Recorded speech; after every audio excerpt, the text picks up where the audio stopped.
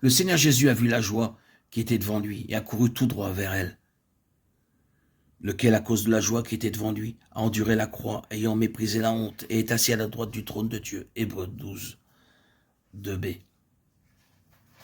Quelle est donc cette joie?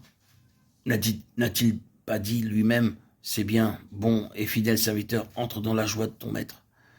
Matthieu 25, 21.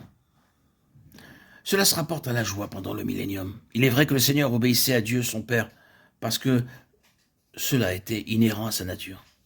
Mais dans la Bible, nous trouvons un autre facteur, c'est que la récompense et la promesse divine, en particulier celle du royaume, avaient dans une certaine mesure une influence dans la vie de Jésus. À cause de la joie qui était placée devant lui, notre Seigneur Jésus, dans sa course terrestre, allait de l'avant en partant de la honte et la croix.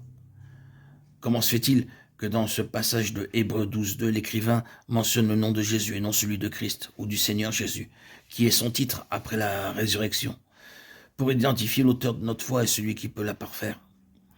Nous savons que Jésus est le nom du Seigneur en sa qualité d'homme. C'est pourquoi Dieu nous dit de regarder à Jésus, parce qu'il veut que nous regardions le côté humain de notre Seigneur.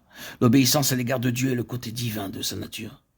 Mais mépriser la honte et endurer la croix à cause de la joie qui était devant lui, c'est son côté humain.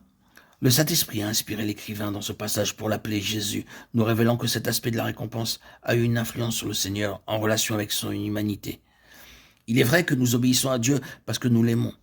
Mais il y a à cela un autre aspect lorsque nous réalisons que Dieu, pour nous encourager à lui demeurer fidèle, emploie la récompense.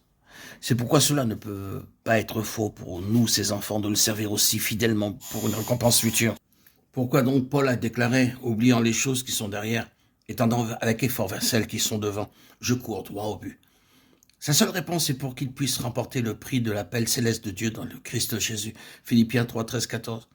La récompense est ce que Dieu destine à l'homme, s'il répond à son appel. C'est aussi ce qui a conduit Paul à tout délaisser. Dieu sera aussi satisfait si, à cause de la récompense, nous le servons fidèlement. Notre Seigneur a tout méprisé, supporté à cause de la joie du royaume. Qu'en est-il de nous? Avons-nous renoncé à tout pour la gloire du royaume à venir? Avons-nous renoncé à quelque chose à cause de la récompense divine? Si cette joie a pu inciter et stimuler notre Seigneur, pourquoi ne serait-il pas de même pour nous?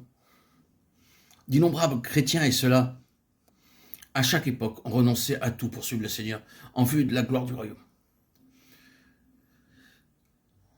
Qu'en sera-t-il de vous et de moi?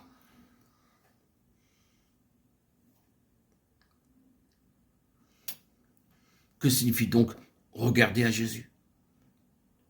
C'est ne pas regarder à nous-mêmes. Regarder vers Jésus, c'est être tellement attiré par lui que la personne délaisse son monde intérieur et s'attache à celui qu'elle regarde. Vers quel Jésus devez-vous regarder?